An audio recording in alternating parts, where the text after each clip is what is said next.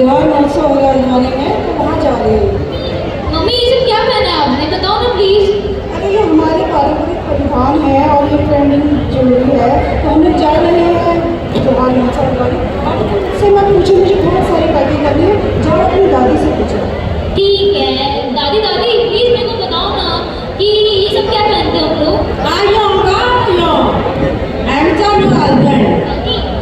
पहाड़ी को बोलो मत, मेरे को समझ में बिल्कुल नहीं आया।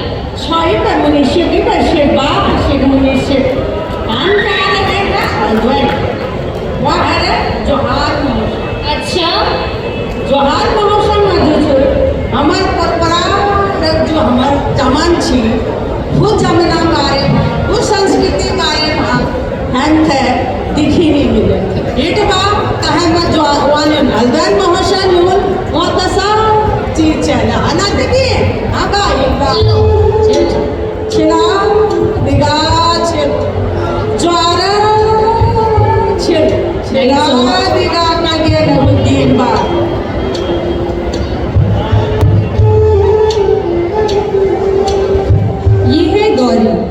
शहर में रहने वाली बच्ची जो कि अपनी संस्कृति समाज के बारे में बहुत ज़्यादा नहीं जानती है, अपनी मम्मी को तैयार होते देख सवाल करती है और अपनी दादी से पूछती है कि हम कौन थे, कौन है, कहाँ, क्या हमारी परंपरा है, क्या हमारी रीत है। चला देगा, आइए ले चले आपको दादी के यादों के झरोकों से शौका समुदाय के इस इतिहास, उनकी परंपरा को जानने की यात्रा में।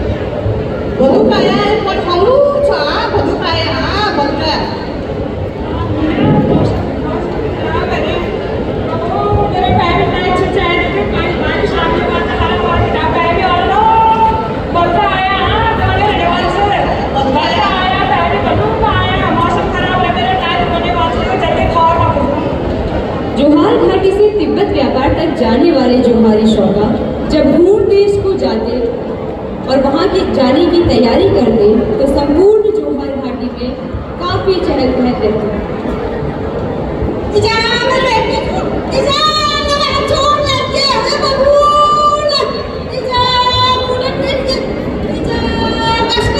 रास्ते में कठिनाइयों का सामना करते हुए आगे बढ़ते हुए वे जोहार की तरफ बढ़ते। मुंशारी, तेजम, नाचनी, बागेश्वर, भड़ारी आदि गांवों से पलायन कर अपने ग्रीष्मकालीन आवास यानी मल्ला जोहार जाते।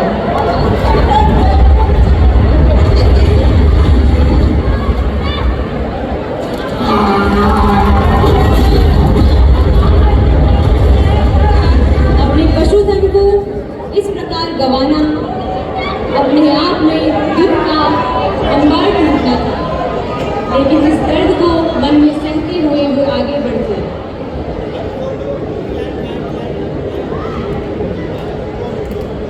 चलते चलते जब वे शाम को किसी जगह पे पहुंचते जहां पे वे रुक सकते, वहीं पे बैठकर अपना विश्राम का ठिकाना लगा लेते।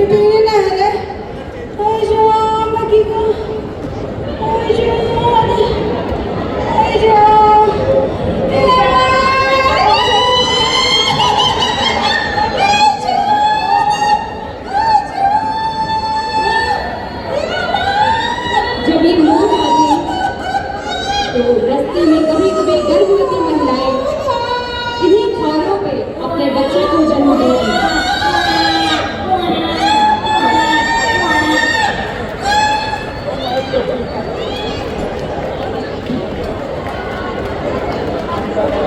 यह यात्रा जितनी आसान दिखती थी उससे कई ज्यादा कठिन थी।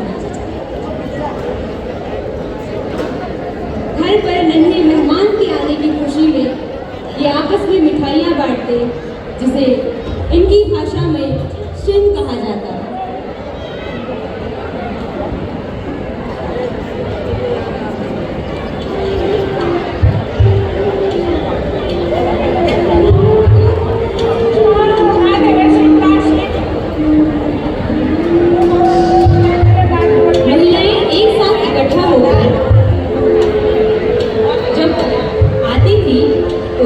साथ बैठकर ऊन चांद, ऊन कांति, ऊन शांति,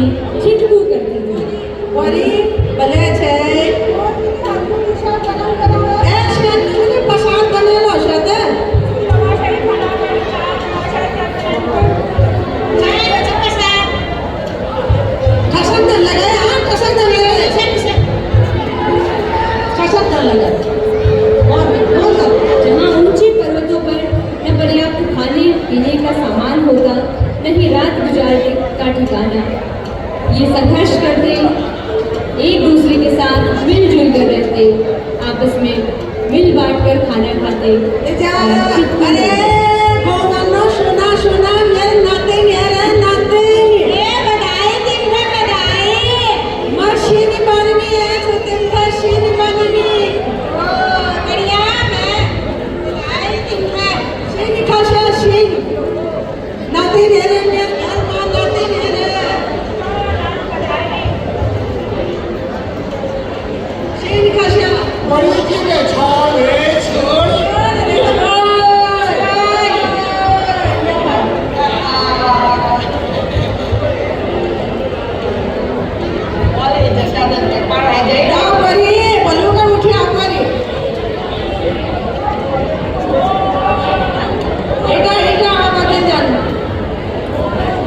एक थॉर से दूसरे थॉर में जाते, इस तरह से वे मिलम पहुंचते। मिलम उनका ठिकाना होता और वहां से 14 महिलाएं अपने गांव में रहती और सभी पुरुष आगे ज्ञानिमा मंडी की ओर बढ़ते जाते।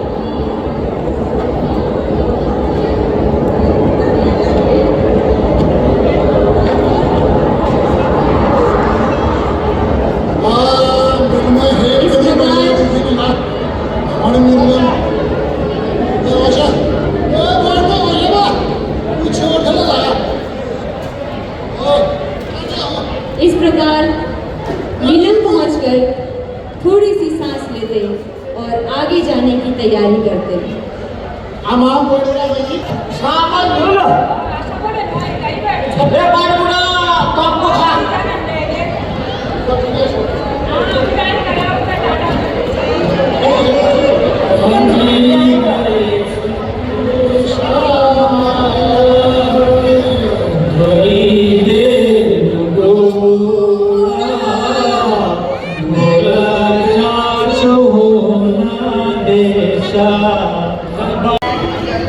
और सारा सामान लेकर जब ये हुन देश को जाते, इसे वल्क्योन इनकी भाषा में कहते हैं।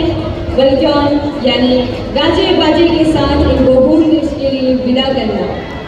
और इनके पीछे इनकी स्त्रियां क्या करती थी, ये सबसे बड़ा सवाल रहता है।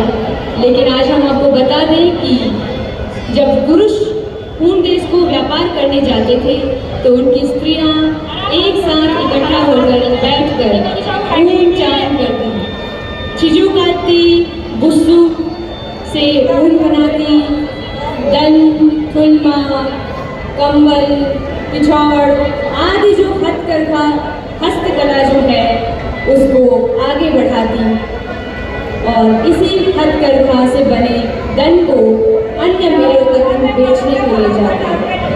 बैठ के जब ये ऊन काटते तो इसे चित्कू इनकी भाषा में कहते और साथ बैठ के चित्कू करते समय व्यतीत करते।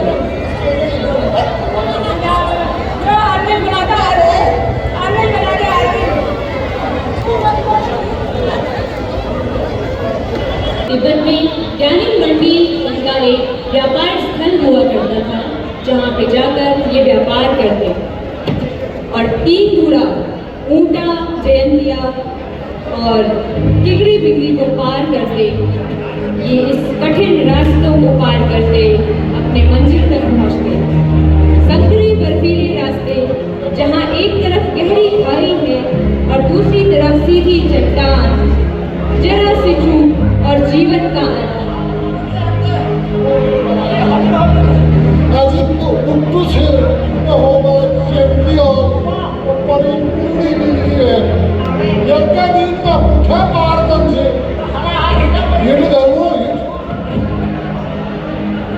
होते, साहस भरते एक दूसरे में और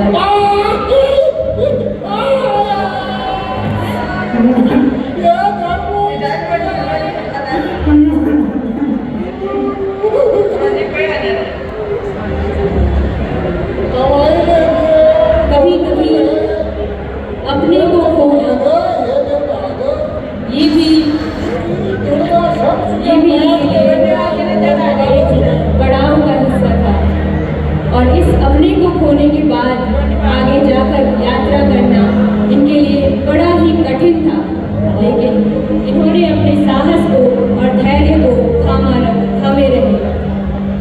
आगे बढ़ते हुए तिब्बत तक व्यापार करते थे।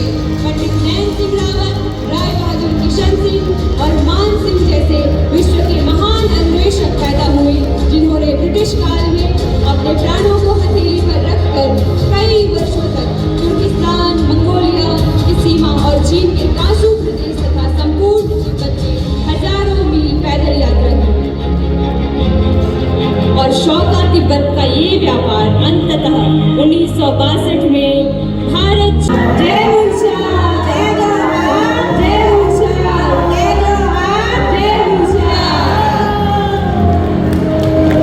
और इससे आगे की प्रस्तुति के लिए कि कैसे उन्होंने 1962 के बाद संघर्ष किया और अनेक क्षेत्रों में जाने के लिए, जॉब के लिए, नौकरी पाने के लिए, आजीविका